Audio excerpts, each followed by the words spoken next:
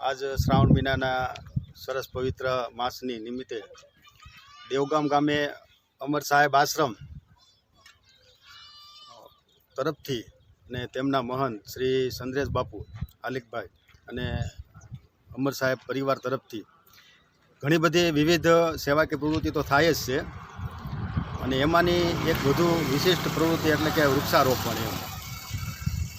આજે ગામડાના ગ્રામની ઉત્થાન માટે ખરેખર કામ કરનાર બહુ ઓછા લોકો છે. ગામડું છોડીને સતત બધાય સ્થળાંતર કરતા હોય એવા સમયમાં આજે ગામની અંદર અમર સાહેબ આશ્રમ તરફથી મનો કે અહીંયા કૂતરાને રોટલા હોય, કબૂતરાને સણ હોય, ગાયોને ઘાસચારો હોય, બાળકોનું શિક્ષણમાં ભજન હોય, એટલે આવી અનેક પ્રકારની પ્રવૃત્તિ તો આશ્રમ તરફથી થતી જ રહી છે.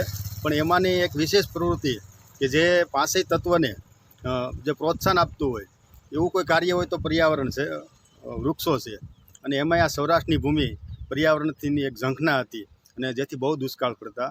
એનું મુખ્ય કારણ પર્યાવરણનો અભાવ હતો, એમાં કોઈ કુદરતનો કોઈ વાંક નહોતો. તો આજે એ જે વ્યવસ્થા ઊભી કરવાની હતી એ આજે એક સંતના સાનિધ્યમાં અને એક અમર સાહેબના પરિવાર તરફથી, એમાં સંદ્રેશ બાપુ તરફથી ખૂબ સરસ દર વર્ષે અત્યાર લગીમાં 6-7 હજાર વૃક્ષો એણે વાવ્યા છે. વાવ્યા તો નહીં, એને પાણી પાવું, એની ડાળીનું કટિંગ કરવું, એની માવજત કરવી, જેમ બાળકને જેમ માણસ તાલીમ આપે અને યુવાન બનાવે એમ છોડને ખરેખર ખૂબ સુંદર રીતે આવું સરસ મજાનું કાર્ય કરી અને દેશી સ્કૂલના વૃક્ષો વાવી અને આવું ખૂબ સારું કાર્ય થતું હોય એટલે એ બદલ ખૂબ ખૂબ આભાર. જય ગુરુદેવ. જય.